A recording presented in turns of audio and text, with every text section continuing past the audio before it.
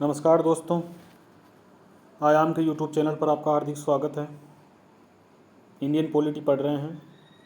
आज मूल कर्तव्य पढ़ने वाले हैं हम। मूल कर्तव्य पढ़ने वाले हैं।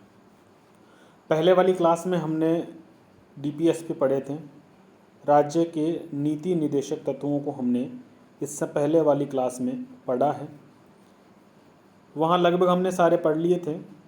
एक बात जो रह गई थी, मुझे भी याद नहीं आई बताने से, मैं चूक गया, उसको थोड़ा सा हम पढ़ लेते हैं।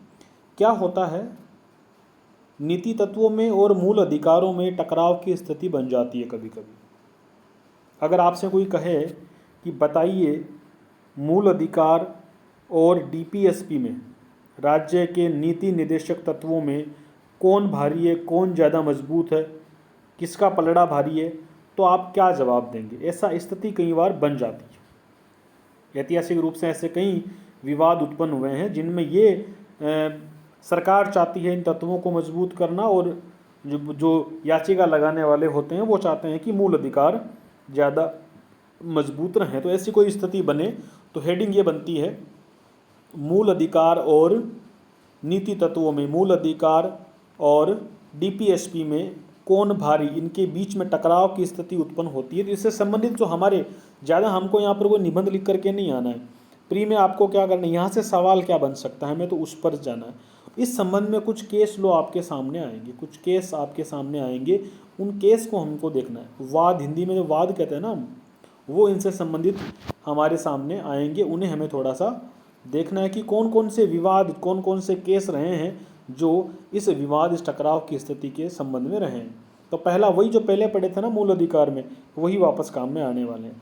चंपकम दोराईराजन 1951 का केस है। चंपकम दोराईराजन 1951 का केस है। इस केस में सुप्रीम कोर्ट में, ये जो मैं बात लिख रहा हूँ ना, देखो यहाँ पर ये सब सुप्रीम कोर्ट ने कहा है। तो चंपकम दोराईराजन केस आपको याद करना है। एक तो रैंकिंग पूछ लेगा आपको केसों के बारे में। 2018 की प्री में पूछा भी गया कि बताइए कौन सा केस कब हुआ, मतलब पहले कौन सा हुआ, बाद में कौन सा हुआ, उसके बाद कौन सा हुआ। तो ऐसे आपको इनका एक थोड़ा सा आइडिया रखना है कि कौन कब हुआ। तो चंपकम दोराईराजन केस का सन आपको याद करना है 1951। इस केस में सुप्रीम कोर्ट ने क्या कहा था? इस केस में सुप्रीम कोर्ट ने कहा कि भाई अगर आपको तुलना करनी हो तो मूल अधिकार ज़्यादा मजबूत है। अगर दो चीज़ों में से किसी चीज़ को लागू करना है तो पहले मूल अधिकार वाली चीज़ लागू होगी, डीपीएसपी वाली चीज़ लागू नहीं होगी। राज्य के नीति तत्व लागू नहीं होंगे। पहले कौन लागू होंगे? मूल अधिकार लागू होंगे। मूल अधिकारों का पलड़ा ज़्यादा भारी है। किस केस में कहा? चंपकम दोराईराजन केस में कहा, याद रखिएगा। लेकिन आगे स्थितियाँ बदल जाएगी, थोड़ा धीरज रखिए। फिर एक केस हुआ गोलखनाथ केस, सन याद रखेंगे 1967। 51 में हुआ था चंपकम दोराईराजन।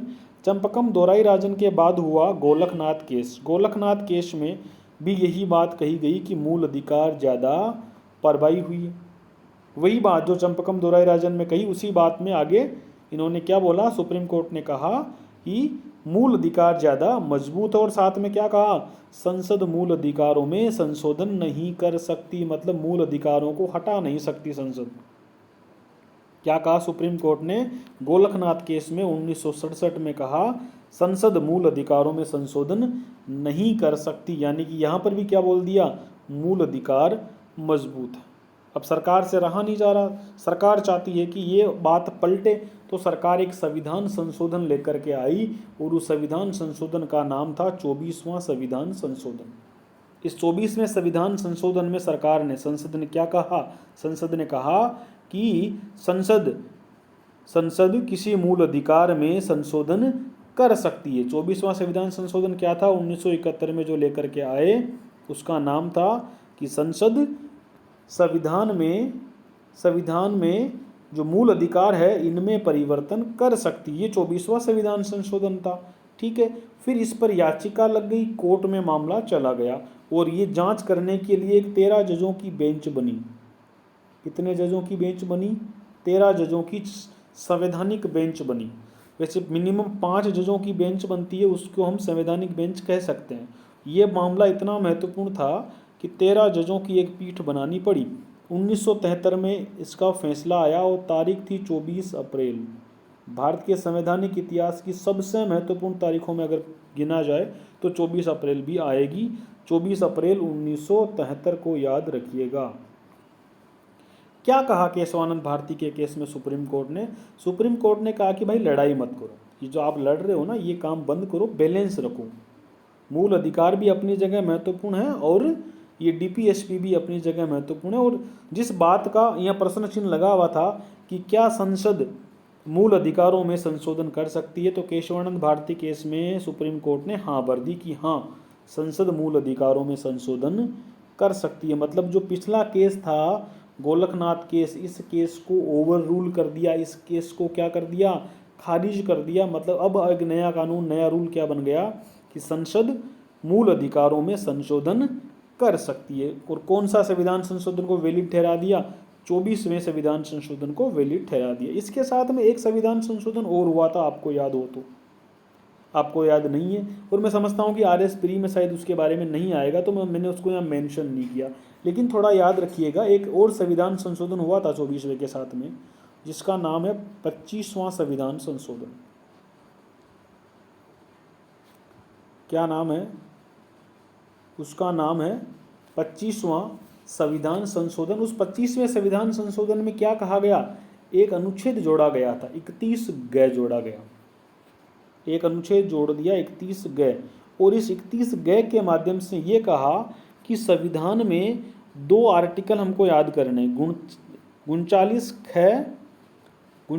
ख और 39 ग। इस 31 ग को जोड़ करके जो बात गई ना, उस बात को बोल रहा हूँ। आपको समझ में नहीं आए तो टेंशन मत लेना, सिर्फ बात के मोटा मोटी समझ लो। 25वां संविधान संशोधन किया गया। उस 25वें संविधान संशोधन से संसद ने क्या किया? एक नया अनुच्छेद जोड़ा, 31 ग।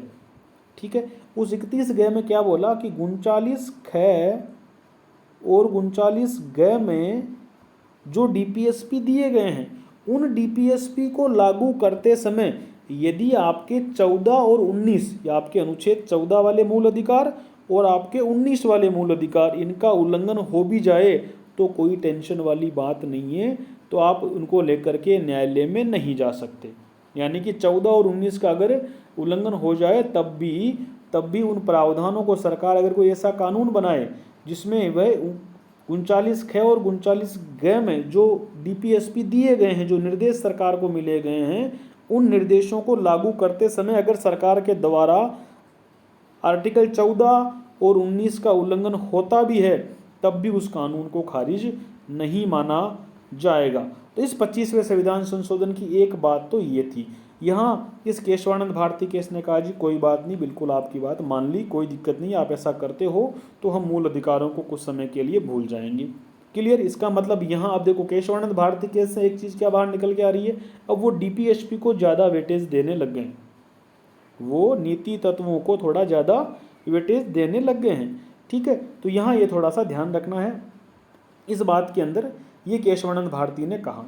तो ज़्यादा यहाँ से अपने को माथाफसी नहीं करनी, यहाँ से मुझे लगता है कि सीधे सीधे सवाल ही बनेंगे, इतना डीप जा कर के आपको नहीं परेशान करेगा, ऐसी उम्मीद करते हैं। आरपीएससी का जो भी पेपर बनाने वाला व्यक्ति हो थोड़ी हम पर दया करेगा, इतना डीप आपको परेशान नहीं करेगा। फिलहाल याद रखिएगा केशवानंद भारती 1973, 13 जजों की बेंच थी। क्या कहा? संसद संविधान में किसी भी भाग में, इवन मूल अधिकार का किसी भी भाग में संशोधन कर दी और एक शर्त लगा दी कि वो मूल ढांचे का उल्लंघन नहीं करेगी, किसी भी हालत में वो मूल ढांचे का किसी भी हालत में उल्लंघन नहीं करेगी, इस बात का ध्यान जरूर रखेगी। क्लियर? इसके बाद में अगला केस हुआ मिनर्वा मिल्स, ये 1980 में हुआ था। मिनर्वा मिल्स कब हुआ? 1980 में। इसी ने भी वही बात करी, बैलेंस रखा कि भाई दोनों बराबर है, आप लड़ाई मत करो, दोनों क्या है, बराबर है। क्योंकि सरकार फिर अपने उसमें नहीं थी, सरकार को लगा कि हाँ ये तो बढ़िया मौका है, केशवानंद भारती ने हमारे दरवाजे खोल दिए हैं, तो सरकार ने एक और संविधान संशोधन कर दिया। सरकार ने फिर एक और संविधान संशोधन किया, यानी कि 42वां संविधान संशोधन किया और 1976 में किया। उसमें देखो 42वां संविधान संशोधन बहुत बड़ा है, उसके बहुत सारे प्रावधान अलग अलग पार्ट से जुड़े हुए हैं। तो यहाँ 42वें में क्या किया उसने?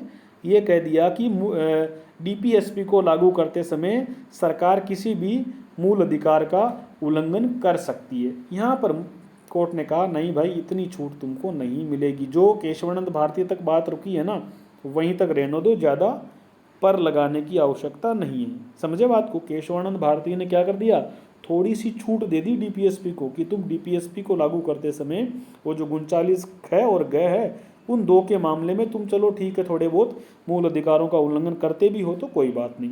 अब सरकार को लगा कि ये तो बड़ा मजे वाली बात है, कुछ और कर लेते हैं, तो सरकार ने अगले ही संविधान संशोधन में, मतलब 42वें संविधान संशोधन में 1976 में क्या किया, एक और कानून बना के एक और संशोधन करके ये कहना चाहा कि हम किसी भी नीति तत्वों को, मतलब वहाँ तो दो की छूट मिली थी ना, 39 ख और गए, यहाँ सरकार क्या करना चाह रही है, सरकार कह रही है, मतलब संसद कह रही है, हम किसी भी डीपीएसपी को लागू करते समय मूल अधिकारों का हनन करें तो हमें रोकिएगा मत।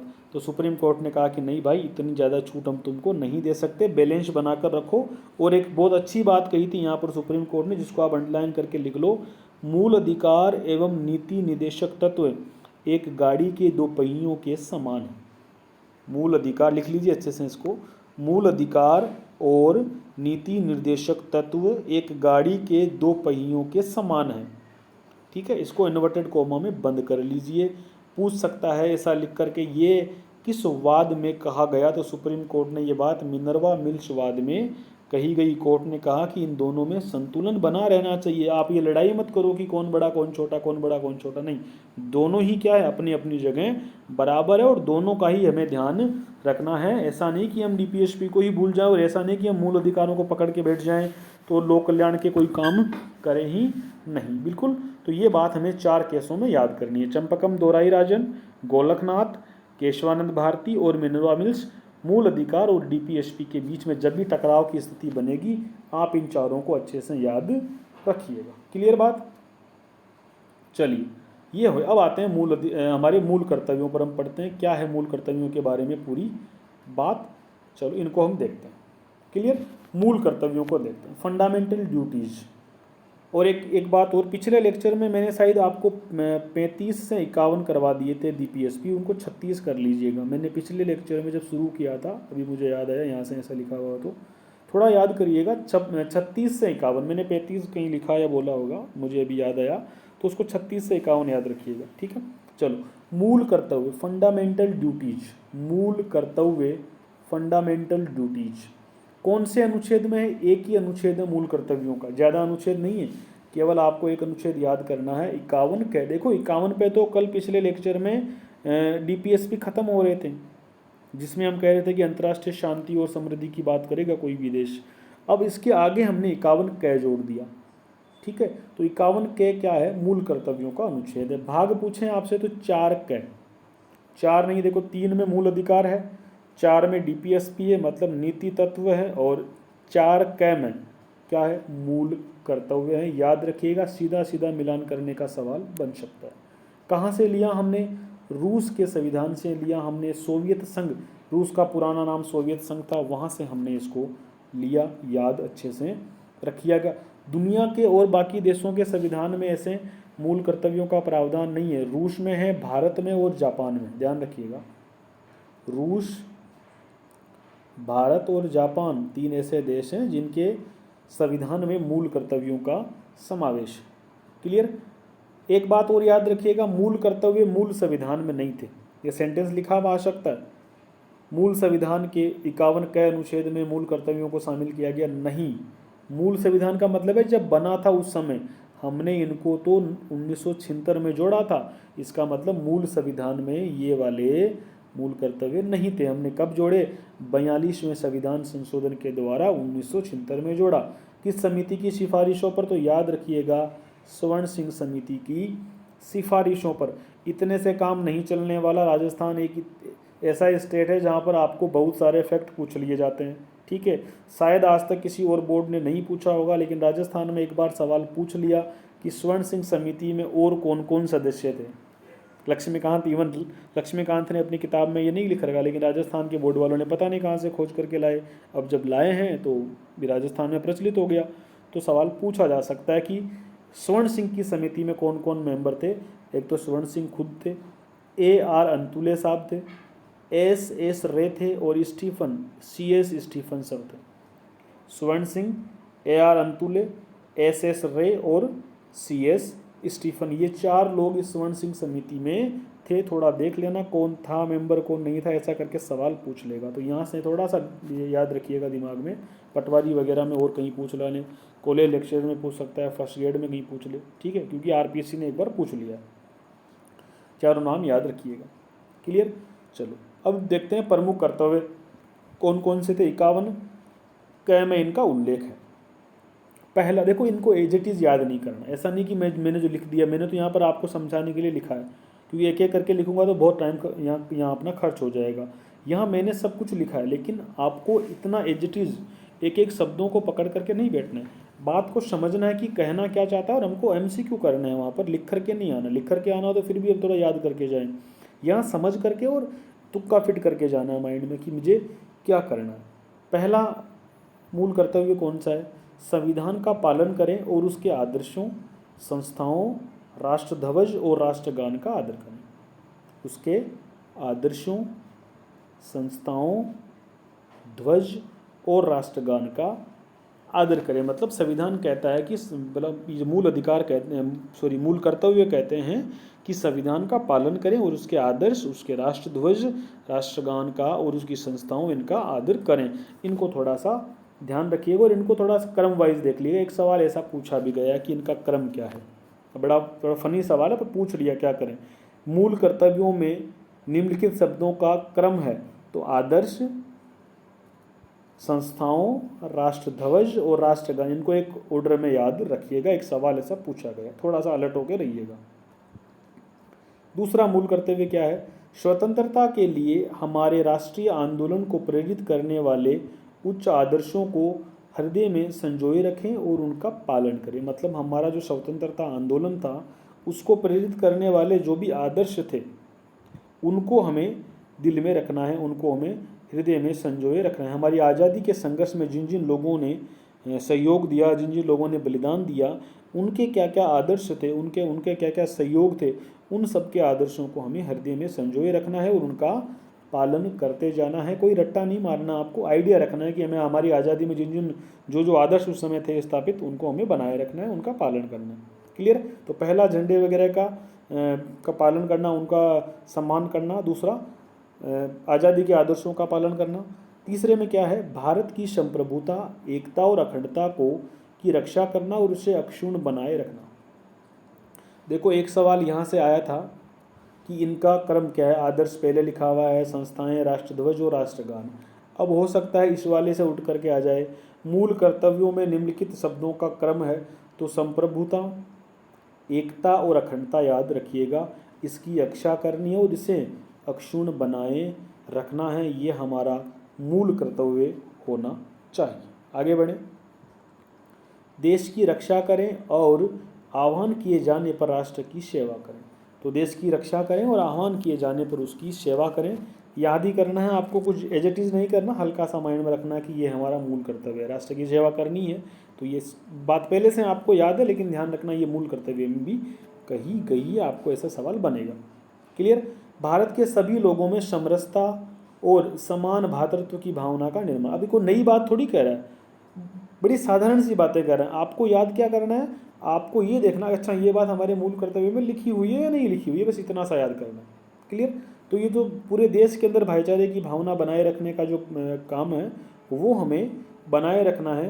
पूरे देश में हमें समरसता और भातृत्व की भावना का निर्माण करना है, जो धर्म, भाषा और प्रदेश वर्ग सभी प्रकार के भेदभावों से परे हो। ऐसी प्रथाओं का त्याग करना है जो स्त्रियों के सम्मान के विरुद्ध हो। ऐसी प्रथाओं का भी हमें त्याग करना होगा जो महिलाओं के सम्मान के विरुद्ध है।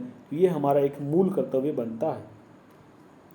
हमारी संस्कृति की गौरवशाली परंपरा का महत्व समझे और उसका परिरक्षण करें। अपनी जो संस्कृति है, भारत की जो संस्कृति है, उसकी गौरवशाली परंपरा को हमें समझना है और उसका महत्व समझना है, उसकी रक्षा करनी है, उसको बनाए रखना है।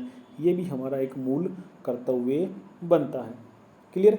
प्राकृतिक पर्यावरण की रक्षा करनी, और इस प्राकृतिक पर्यावरण में देखो क्या क्या आएगा, वन, झील, नदी, वन्य जीव जो भी आते हैं, उन सब की हमें रक्षा करनी है, उनका संवर्धन करना है और सभी प्राणी मात्र के प्रति दया का भाव रखना। अब ये बात आपको समझाने की ज़रूरत थोड़ी है, ये तो है ही ना। आपको सिर्फ इतना याद करना है कि अच्छा ये वाली बात मेरे मूल कर्तव्य में भी शामिल है या नहीं है। तो ये प्राणी मात्र के प्रति दया रखना, पेड़ पौधों को बनाए रखना, है ना, वनों का, नदी झीलें, जो जीव जंतु है इनका क्या करना, संवर्धन करना, इनकी रक्षा करना हमारा मूल कर्तव्य है, जोड़ दिया गया है। ठीक है। वैज्ञानिक दृष्टिकोण और मानववाद और ज्ञानार्जन की भावना का विकास करना। तो वैज्ञानिक दृष्टिकोण अपनाना, सिर्फ वैज्ञानिक दृष्टिकोण से याद रखो कि वैज्ञानिक दृष्टिकोण का मतलब हमारे मूल कर्तव्य हमसे कहते हैं कि हम एक वैज्ञानिक सोच बनाए रखें, अंधविश्वास और कर्मकांडों से दूर रहे। तो वैज्ञानिक दृष्टिकोण अपनाने की बात कौन करता है, हमारे मूल कर्तव्य करते हैं। सार्वजनिक संपत्ति की को सुरक्षित रखे और हिंसा से दूर रहे। और ये गलत लिख दिया, हिंसा लिखनी है यहाँ पर, यहाँ हिंसा आएगा, लड़ाई झगड़े से दूर रहे।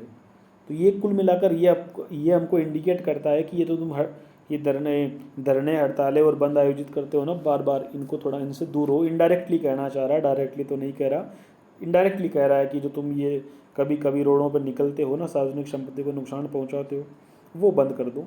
तो ये सार्वजनिक संपत्ति की रक्षा करना और हिंसा से दूर रहने का काम कौन सा कर्तव्य बताता है, तो हम कहेंगे 9वां कर्तव्य हमें ऐसा बताता है। व्यक्तिगत और सामूहिक गतिविधियों के सभी क्षेत्रों में उत्कर्ष की ओर बढ़ने का सतत प्रयास करें। मतलब जैसे ओलंपिक वगैरह खेल है ना, ये इनके लिए प्रेरित कर रहे हैं हमको कि व्यक्तिगत और सामूहिक गतिविधियों के सभी क्षेत्रों में आगे की ओर, मतलब उत्कर्ष की ओर बढ़ें, और जिससे राष्ट्र निरंतर बढ़ते हुए प्रगति और उपलब्धि की नई ऊंचाइयों को छू सके। मतलब कुल मिलाकर कहें कि जब खेल वगैरह आदि में जब भी आपको अपने राष्ट्र का प्रतिनिधित्व करने का मौका मिले, जो भी सामूहिक गतिविधि हो या व्यक्तिगत गतिविधि हो, अपने देश का नाम ऊंचा करने का प्रयास करें, उससे देश भी ऊंचाइयों को छुएगा।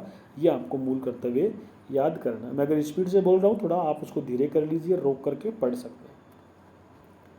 11वां और अंतिम, 6 से 14 वर्ष तक की उम्र के अपने बच्चों को प्राथमिक शिक्षा उपलब्ध करवाएं। देखो ये जो प्राथमिक शिक्षा वाला ना 6 से 14 वर्ष वाला, ये तीनों जगह डाला हुआ। देखो मूल अधिकार के अंदर भी है, डीपीएसपी में भी था, और इधर मूल कर्तव्यों के अंदर भी। तो ध्यान रखना, प्राथमिक शिक्षा का, निःशुल्क प्राथमिक शिक्षा का जो प्रावधान है ना, वो तीनों जगह है। भाग 3 में भी है, भाग 4 में भी है, और भाग 4 क में भी है। तो याद रखिएगा तीनों के अंदर है। बड़ा अच्छा सवाल है। 86वें संविधान संशोधन 2002 के द्वारा जोड़ा गया। क्लियर। अगर आपसे कोई पूछे कि मूल संविधान में कितने मूल कर्तव्य थे, 0, मूल संविधान में थोड़े थे। फिर पूछेगा कि संविधान में पहली बार कितने मूल कर्तव्यों को जोड़ा गया, तो हम कहेंगे 10, क्योंकि ये तो देखो 2002 में जोड़ा गया और पहली बार 1976 में। ऐसे सवाल हमको अलर्ट रहना है। पॉलिटी सिर्फ अलर्टनेस का खेल है, थोड़ा ध्यान चूका दुर्घटना घट जाएगी। शब्दों का खेल है, थोड़े शब्द को आपने इधर उधर किया, दिमाग नहीं लगाया, समझने और पढ़ने में गलती कर दी जल्दबाजी में, खेल खत्म हो जाएगा। तो क्या पूछेगा, मूल संविधान में कितने मूल कर्तव्य जोड़े गए थे, 0, कोई मूल कर्तव्य नहीं जोड़ा गया था। पहली बार संविधान में कितने मूल कर्तव्य जोड़े, 10, पहली बार 1976 में जोड़े। और ये पूछ लेगा वर्तमान संविधान में कितने मूल कर्तव्य हैं, तो कहेंगे 11। क्लियर। 11वां कौन सा है, बच्चों की शिक्षा वाला है, 6 से 14 वर्ष वाले बच्चों की। क्लियर। 86वां संविधान संशोधन 2002 याद रखेंगे। अब इनकी विशेषताएं क्या है, जैसे मूल अधिकार क्या है, न्यायोचित प्रकृति के होते हैं, उनके हनन पर, उनका उल्लंघन होने पर आप सीधे कोर्ट जा सकते हो। क्लियर। डीपीएसपी क्या थे, गैर न्यायोचित है, आप सीधे कोर्ट नहीं जा सकते। और मूल कर्तव्य भी क्या है, गैर न्यायोचित है, आप इनको मूल अधिकारों की तरह डायरेक्ट कोर्ट में नहीं जाओगे। इनके लिए आपको अलग से कानून बनाकर फिर सरकार आपका, अगर आप मूल कर्तव्य का पालन नहीं करते हैं तो सरकार तब जाती है। सीधे जाने का काम नहीं है, मतलब सीधे हाईकोर्ट जाने का काम नहीं है। क्लियर, बात को समझे। चलो, ये केवल नागरिकों के लिए हैं, विदेशी व्यक्तियों के लिए नहीं। ध्यान रखना इस बात का। मूल कर्तव्य केवल और केवल किसके लिए, हम नागरिकों के लिए, भारत के नागरिकों के लिए हैं, भारत में रहने वाले लोगों के लिए हैं, भारत के नागरिकों के लिए हैं। तो ये विदेशी व्यक्तियों के लिए नहीं है। लेकिन मूल अधिकार जब हमने पढ़े थे तो मूल अधिकारों में हमने क्या देखा था, मूल अधिकार, कुछ मूल अधिकार विदेशी व्यक्तियों के लिए भी उपलब्ध थे। नागरिकों के लिए तो सभी थे ही थे, लेकिन कुछ मूल अधिकार विदेशी व्यक्तियों के लिए भी उपलब्ध थे। लेकिन यहाँ मूल कर्तव्यों में हमको ध्यान रखना है, ये केवल और केवल नागरिकों के लिए उपलब्ध किए गए हैं। ठीक है।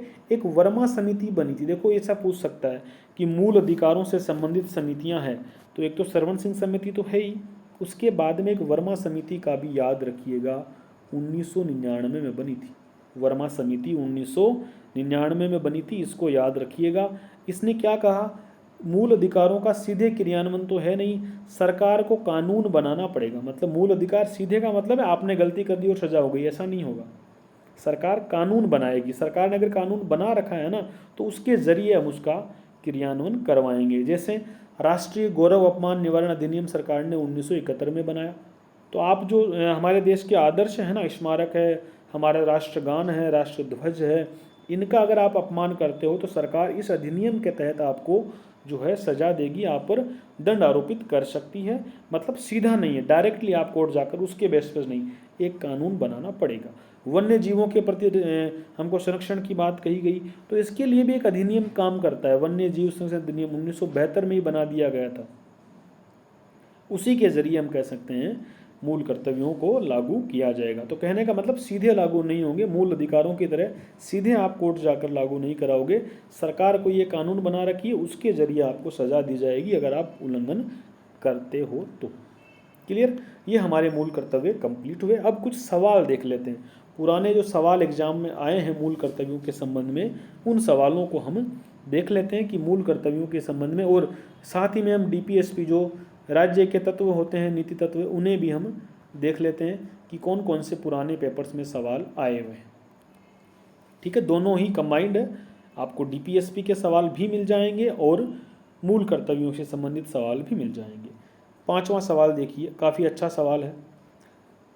नीति तत्वों सिद्धांतों के बारे में निम्न में से गलत वक्तव्य की पहचान करिए। नीति निर्देशक सिद्धांतों के बारे में निम्नलिखित में से गलत वक्तव्य की पहचान करनी है। कौन सी बात गलत है?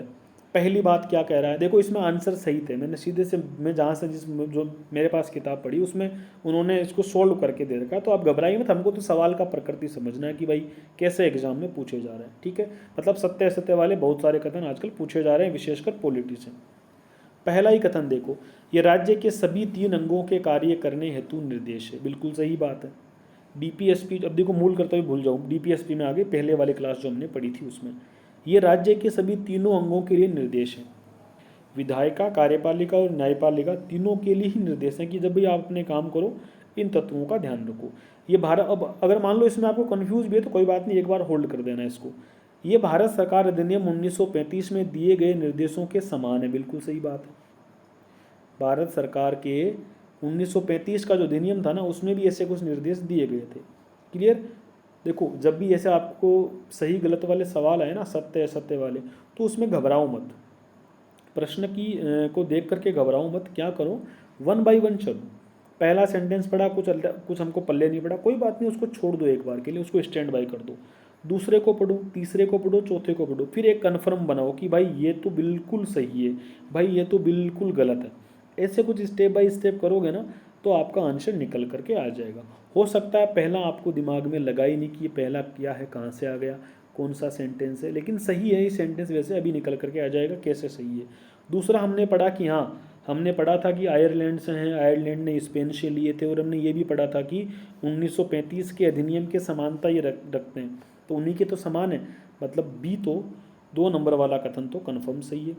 ये भारतीय संविधान के सामाजिक कल्याण के चार्टर से निर्मित है। बिल्कुल, समाज कल्याण, लोक कल्याण की भावना को प्रेरित करते हैं। बिल्कुल सही है। राज्य द्वारा इनके उल्लंघन पर न्यायालय रिट जारी कर सकता है? नहीं, क्योंकि ये गैर न्यायोचित प्रकृति की, ये तो हमें कन्फर्म पता है कि ये गैर न्यायोचित है। इनको आप सीधे कोर्ट के द्वारा, जिस तरीके से आप मूल अधिकारों में रिट लगा करके पारित करवा रहे थे, वैसा डीपीएसपी के तहत आप नहीं करवा सकते। इसलिए ये 4 नंबर वाला सेंटेंस क्या हो गया, गलत। तो बाकी बचे हुए तीनों के तीनों क्या हो गए, सही हो गए। इस बात को याद रखिएगा, ऐसे समझिए। ठीक है, पोज करके आराम से हम पढ़ सकते हैं। क्लियर? चलो अगला 6ठा सवाल, राज्य के नीति निर्देशित सिद्धांतों को निम्नलिखित अनुच्छेदों में समाहित किया गया है। कहाँ से कहाँ तक? 36 से 51। मैंने कल आपको गलती से शायद 35-51 बोल दिया होगा। मुझे भी बाद में जब वीडियो ख़त्म हुआ तो मुझे मालूम पड़ा कि वहाँ 35-51 लिखा हुआ है। इसको 36-51 थोड़ा देख लेना, समझ आ जाएगा। तो 36 से 51 के बीच हमने डीपीएसपी को समाहित किया है। क्लियर? अगला देखते हैं, अंतर्राष्ट्रीय शांति को बढ़ावा देने वाले निदेशक सिद्धांतों का उल्लेख संविधान के कौन से अनुच्छेद में? अंतर्राष्ट्रीय शांति को बढ़ावा देने वाले का उल्लेख अनुच्छेद 51 के अंदर उसका उल्लेख है। पटवारी 2011 में सवाल पूछा। कितना आसान सवाल है, सीधा सीधा पूछ लिया।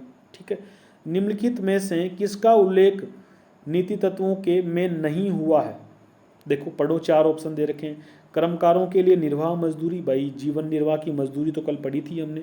नागरिकों के लिए समान संहिता, बिल्कुल हमने सिविल कोड पढ़ा था, ठीक है ना, कॉमन सिविल कोड, समान नागरिक संहिता। वैज्ञानिक दृष्टिकोण का विकास, चौथे को पढ़ लो, निशुल्क विधिक सहायता। देखो इसमें वैज्ञानिक दृष्टिकोण का विकास है ना, ये हमने अभी मूल कर्तव्यों में पढ़ा है ना, कि देखो वहाँ कृषि का वैज्ञानिक विकास था, ध्यान रखना, गलती मत करना, कृषि का वैज्ञानिक विकास था। वैज्ञानिक दृष्टिकोण का विकास ये हमने अभी मूल कर्तव्यों में पढ़ा है, ना कि कल डीपीएसपी में। उत्तर क्या होगा? वैज्ञानिक दृष्टिकोण का विकास। अगले सवाल में चलते हैं। संविधान के किस भाग में जन कल्याणकारी राज्य की अवधारणा को विस्तार से उल्लेखित किया गया है? तो जन कल्याणकारी भावना जो है ना, ये हम कह सकते हैं राज्य के नीति निर्देशक तत्वों में कही गई है। क्लियर? अगला सवाल, भारतीय संविधान में राज्य नीति तत्व को सम्मिलित करने के प्रेरणा किस देश के संविधान से मिली है? मतलब डीपीएसपी को किस संविधान से लिया गया है? तो बड़ा ही आसान सवाल, आयरलैंड से लिया गया है। क्लियर? अगले सवाल की ओर चलते हैं। भारत के संविधान में निम्नलिखित में से कौन सा एक राज्य के नीति निर्देशक तत्व के रूप में समाहित नहीं है? तो ग्राम पंचायतों का गठन हमने देखा था, अनुच्छेद 40 हमने पढ़ा था। ठीक है, भारत के नागरिकों हेतु एक समान सिविल संहिता हमने देखा था, 44 में पढ़ा था, ये भी बिल्कुल सही है। कार्यपालिका से न्यायपालिका का पृथक्करण हमने ये भी पढ़ा था, 50वें आर्टिकल में लिखा था, आर्टिकल 50 में लिखा था कि कार्यपालिका से न्यायपालिका का पृथक्करण। चौथा क्या लिखा हुआ है? शिक्षण संस्थाओं की स्थापना का और प्रशासन का अल्पसंख्यकों को अधिकार। शिक्षण संस्थाएं बनाना, अल्पसंख्यकों का अधिकार, ये तो मूल अधिकार की बात कर रहा है ना। डीपीएसपी में तो ऊपर वाले तीनों लिखे हुए हैं। इस तरीके से ये सवाल भी हमने समझा। इस प्रकार से डीपीएसपी के सवाल पुराने पेपर्स में पूछे गए हैं। चलो फिर वही 8वां सवाल, कौन सा नहीं है डीपीएसपी? देखो, कल्याणकारी राज्य की स्थापना, बिल्कुल सही बात है। निम्नतर स्तर पर प्रजातंत्र सुनिश्चित करना, वही आपके ग्राम पंचायत गठन के बारे में बात कर रहा है। धर्म आधारित राज्य की स्थापना करना, ऐसा कोई बात डीपीएसपी नहीं करता, तो ये गलत हो जाएगा। कर्मकारों के निर्वाह मजदूरी सुनिश्चित करना, बिल्कुल सही है, मजदूरी देना उनको जितनी उनकी बनती है। तो सी जो है, धर्म आधारित राज्य की स्थापना करना, ये डीपीएसपी का हिस्सा नहीं है। क्लियर? अगला सवाल मूल कर्तव्यों में देखो, भारत के संविधान में उल्लेखित मूल कर्तव्यों के संबंध में निम्नांकित कथनों में से कौन सा सही नहीं है? सत्य असत्य वाले कथनों की बात आई। भारत के संविधान में मौलिक कर्तव्यों का समावेश 42वें संविधान संशोधन द्वारा किया गया, बिल्कुल सत्य है। भारत के संविधान में मौलिक कर्तव्यों का उल्लेख 51 क में किया गया है, बिल्कुल सत्य है। भारत के नागरिक का ये कर्तव्य है कि वैज्ञानिक दृष्टिकोण, मानववाद एवं ज्ञानार्जन तथा सुधार की भावना का विकास करेगा, बिल्कुल सत्य है, पढ़ा हमने अभी अभी। चौथा क्या कहता है? भारत के नागरिकों के लिए मौलिक कर्तव्यों का उल्लेख संविधान के भाग 4 में किया गया है, नहीं, 4 में राज्य के नीति निर्देशक तत्वों का उल्लेख किया गया है, 4 क में, या इंग्लिश में कहूँ तो 4A में किया गया है। क्लियर? चलिए अगला सवाल, भारत के संविधान के अनुच्छेद 51 क में शब्दों का सही अनुक्रम क्या है? वही जो पहला हमने पढ़ा था ना, पहला मूल कर्तव्य, वो सवाल एक डिप्टी कमांडेंट का पेपर हुआ 2020 में, उसमें पूछा गया था। राष्ट्रगान, राष्ट्रध्वज, आदर्श और संस्थाओं, इनका सही क्रम क्या है? आदर्श पहले आया, संस्था फिर आई, फिर राष्ट्रध्वज लिखा आया और फिर राष्ट्रगान लिखा। इन चारों में से सही क्रम पूछा था। तो थोड़ा सा है ना, मूल कर्तव्यों में डीपीएसपी में जो बड़े बड़े शब्द आ रहे हैं ना प्रस्तावना वाले मैटर में, थोड़ा सा अलर्ट होकर के जाइएगा। मुझे लगता नहीं कि यहाँ से आरपीएससी को सवाल पूछना चाहिए, पर कोई सिरफिरा अगर एग्जाम पेपर बनाने वाला हो, अगर आपको गलत करवाने की मनसा से ही बैठा हो, आपसे कोई बेर निकाले पिछले जन्म का, तब ऐसा बना सकता है, पर थोड़ा अलर्ट होकर के जाइएगा जहाँ तक कोशिश हो सके।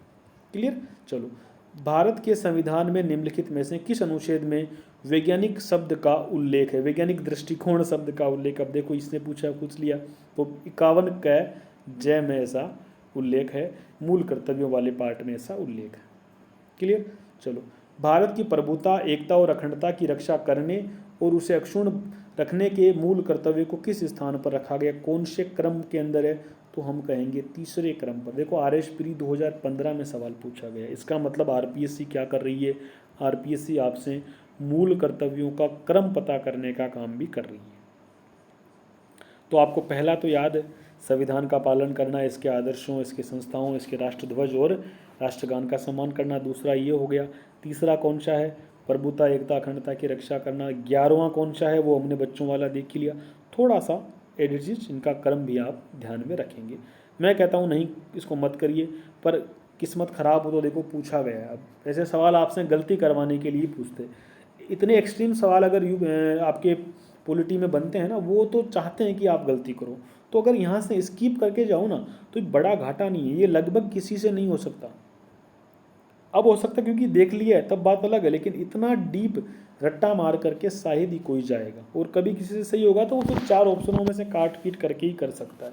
डायरेक्टली किसी का रट्टा मार पूरे 11 के 11 एज इट इज़, मैं कहूँगी 8वां बताओ, तीसरा बताओ, 5वां बताओ, मुश्किल काम है।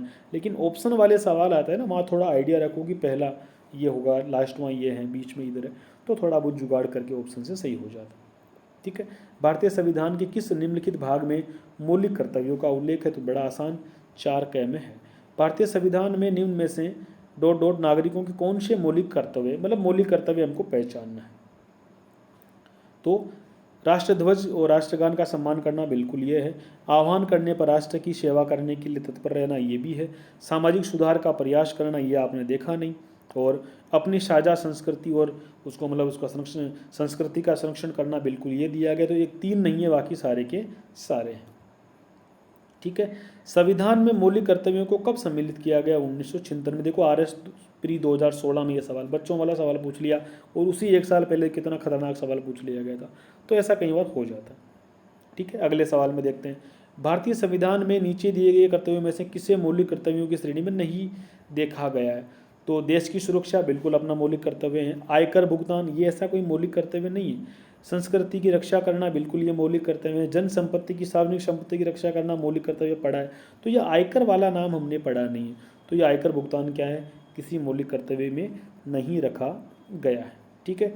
संविधान में मौलिक कर्तव्यों को कब रखा गया, तो 1976 में, याद कर लेना। देश की सुरक्षा, आयकर भुगतान, या आयकर भुगतान मतलब ये ध्यान रखना है कि इसको नहीं है, बाकी सारे के सारे हैं। किस संविधान संशोधन द्वारा शिक्षा का मूल अधिकार शामिल किया गया, तो 86 वाले में किया गया। ठीक है, याद रखिएगा। भारतीय संविधान में किस संशोधन में नागरिकों के कर्तव्यों को सम्मिलित किया गया, तो आप याद रखेंगे 42वें संविधान से किया गया। कौन सा अनुच्छेद 51, कह चिल्ला चिल्ला के शुरू से हम बोल रहे हैं। UPPCS में पूछा 2009 में ये सवाल।